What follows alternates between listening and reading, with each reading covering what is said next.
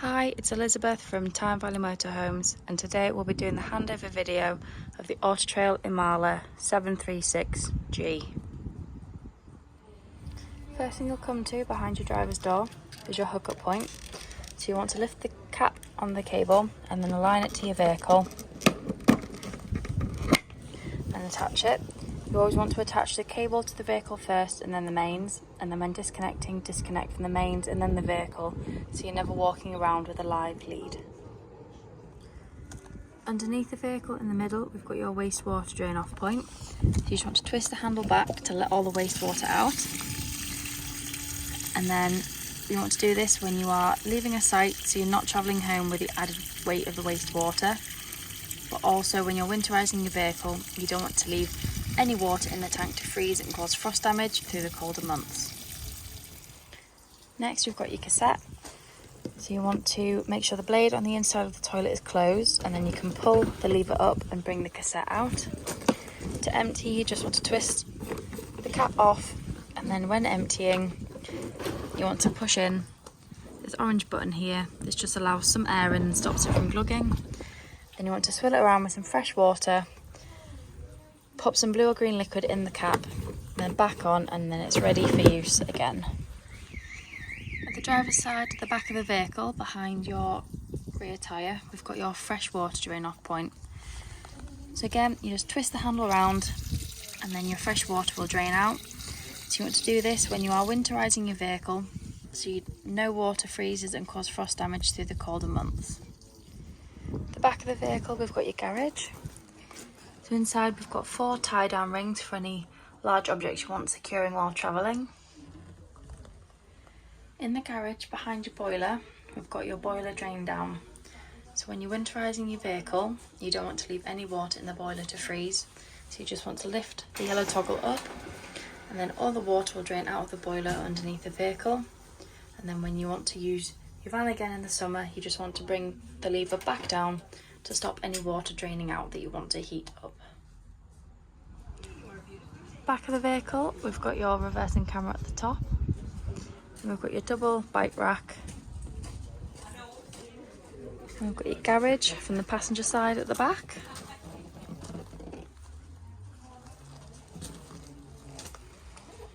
Next, we've got your freshwater filler point.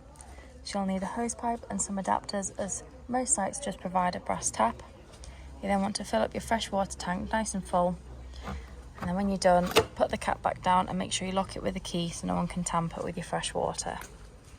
Next, we've got your gas locker. So this will hold 2 6-kilogram gas bottles, and you want to make sure that you strap them in nice and tight so they don't rattle around when travelling. When you connect your pigtail to the gas bottle, remember it's left to tighten, right to loosen, opposite way around being gas, and you'll need a spanner just to nip this bit up really tight. You can then turn your gas flow on and off with the dial on the top here. If you've turned your gas flow on but you're not receiving gas in the vehicle, just make sure this little yellow button is pushed in. It's a little crash valve, so if it ever pops out, just push it in for a couple of seconds and then you'll receive gas in the vehicle.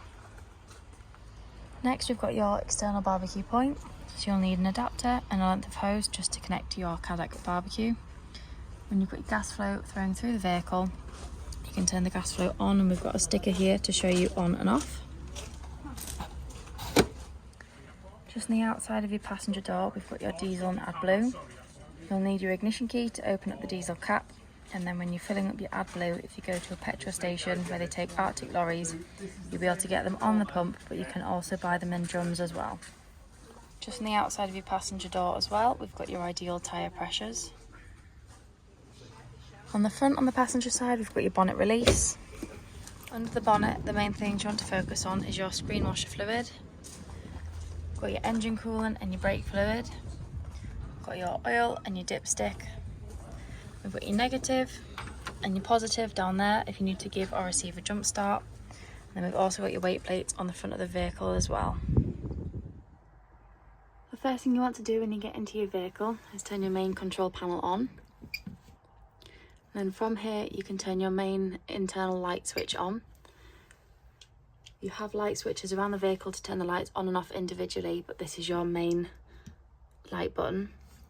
Then we've got your water pump. This just gives you a pressurised flow of water through the vehicle. This side we've got your awning light, and then the 3 bars is your different levels, so you can flick through and see your leisure battery, your vehicle battery. You can see your fresh water level, so you've got your fresh water tank and your wastewater. You've got your time and a few other extras. To use your Truma heating system, first time you click on, you'll come to your home screen. The first icon that's flashing is a van with a thermometer in it. If you click on that, that's your internal temperature, so you can scroll from off all the way up to 30 degrees. Next along is your water, so you can have off, eco, hot or boost. Boost will take all the energy and power away from heating the van to heating your hot water for half an hour. Then we've got your energy source, so you can have it just on gas, mix of 1 kilowatt of electricity and gas, 2 kilowatts of electricity and gas, or just 1 kilowatt or 2 kilowatts of electricity. Then you've got your fan speed, so you can have on eco, high or boost. This just blows the air around the vehicle quicker to heat up your van faster. We've then got a timer, your clock, and some settings that you can scroll through.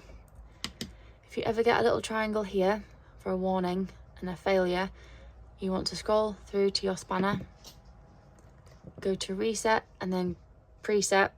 It will reset the whole thing, take away the fault, but it does mean that you have to go through and reset all of your heating settings again. Here we've got your 3 gas burner hobs working. Just remember that when you turn them off, you want to let the metal fully cool before you put the glass lid down, otherwise it will shatter. Here we've got your grill working on gas. Here we've got your oven working on gas. You may not be able to see the steam, but the water is hot and up to temperature.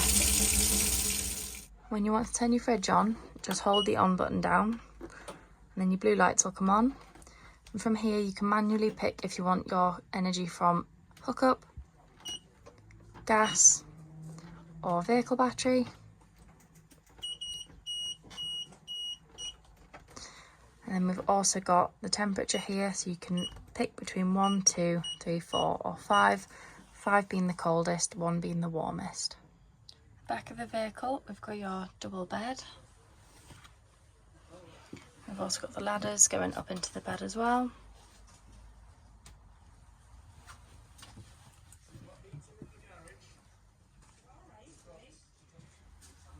In the wardrobe, we've got your TV aerial, we've got your TV booster, and then we've also got a hanging rail, so you can hang all your clothes up. When you want to use your TV aerial, you want to unscrew.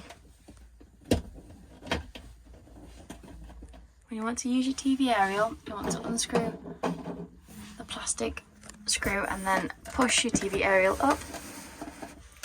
And then what you can do is you can twist the aerial round until you find the signal on your TV. Just remember that when you're done, pull the whole pole back down and make sure you tighten the screw back up before you travel, just so the aerial on the top doesn't move around. In the bathroom, we've got your shower. In the corner, we've got a little holder, and then we've got your hanging rail, so you can hang wet towels or wet clothing. We've got a skylight, window, and your sink, and then we've got your toilet, which can spin around to give you more or less leg room. And then when you want to flush your toilet, you want to make sure you've got your water pump turned on, and then press the blue button here to get a flow of water into the bowl. And then to open and shut the blade, you just push the grey lever forwards. That opens and shuts the blade. Above the cab, we've also got another bed. So we've got some ladders that attach to the top here and then give you easy access into the bed. However, when you're not using it, you can flip the mattress over and then you can remove the ladders, and then you just slide the bed frame forward, so then you've got easy access in and out of your cab. When using a radio, you've got the option of Apple CarPlay, which you'll have to connect through Bluetooth. And then you've also got navigation, which is just inserted in the top here. And you've got your radio, or you've got DAB, but you can flick between the two on your radio page as well.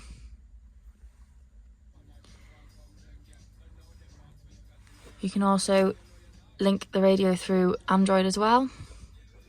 And then obviously you've got your Bluetooth here, and it'll search for your devices or any that have got the Bluetooth searching on, so you can connect multiple phones at once. And you've got your reversing camera. And then you can also flick through different settings. You can turn the beep on and off when you touch things, or off. And then your date and time, and you've got a couple of different options on the bottom here as well. You've got your air controls down here as well.